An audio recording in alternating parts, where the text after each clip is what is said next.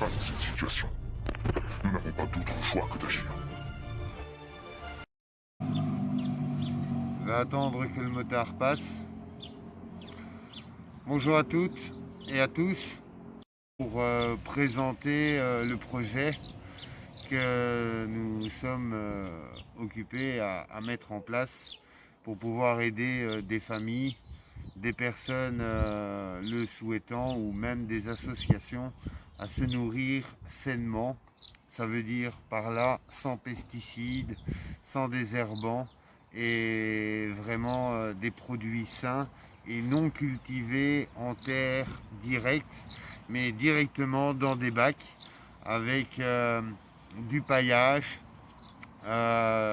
du fumier, de l'engrais, du terreau, de la sciure de bois, vraiment pour avoir vraiment un terreau vraiment très frais et bien nourrissant.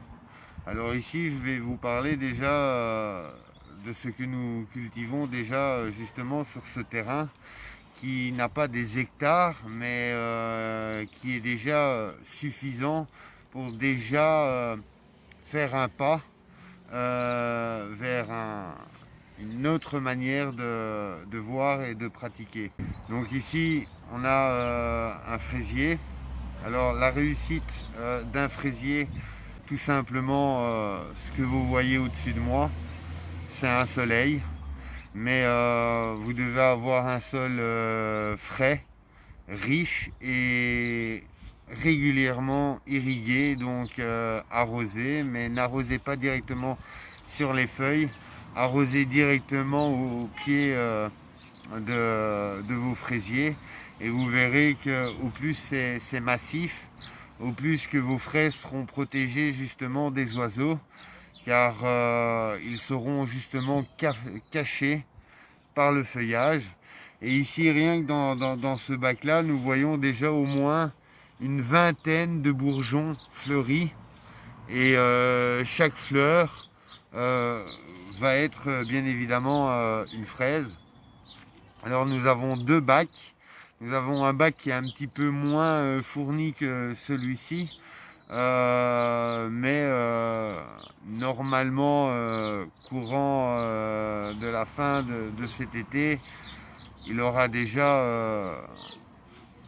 doublé, vu que nous voyons énormément de bourgeons sortir.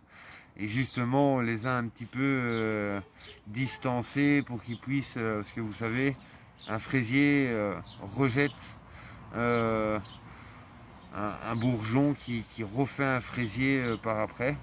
Et comme vous pouvez le constater, vous avez vraiment plein de nouvelles feuilles qui est occupé à sortir. Donc ça, c'est vraiment au niveau du fraisier. Donc un soleil, un terreau fin, mais riche et très frais. Alors pas trop d'humidité, de préférence arrosé fin de soirée au coucher du soleil. En général, c'est bon pour toutes les plantes, car si vous les arrosez au matin avec les rayons, ça pourrait cramer vos feuilles. Et alors, vous avez soit une herbe qui jaunisse ou autre. Donc voilà, ça c'est au niveau du fraisier. Et alors, bon, nous évidemment, c'est pour aider des personnes. Donc évidemment, avec deux bacs de fraisier, nous n'en avons certainement pas assez. Mais c'est pour cela que comme ce bac-là est occupé vraiment à presque s'étouffer, on va justement faire un troisième bac de fraisier et puis un quatrième bac de fraisier. Et cela sera un petit peu pour chaque légume et chaque fruit. Même chose pour les tomates, pour vous montrer comment éventuellement cultiver au mieux vos tomates, qui a quasi les mêmes principes, aussi beaucoup d'eau et beaucoup de soleil. Bon, il y a éventuellement plusieurs manières de planter de la tomate. Donc voilà, ça c'était vraiment au niveau du fraisier. Sur ça, je vous souhaite une agréable journée.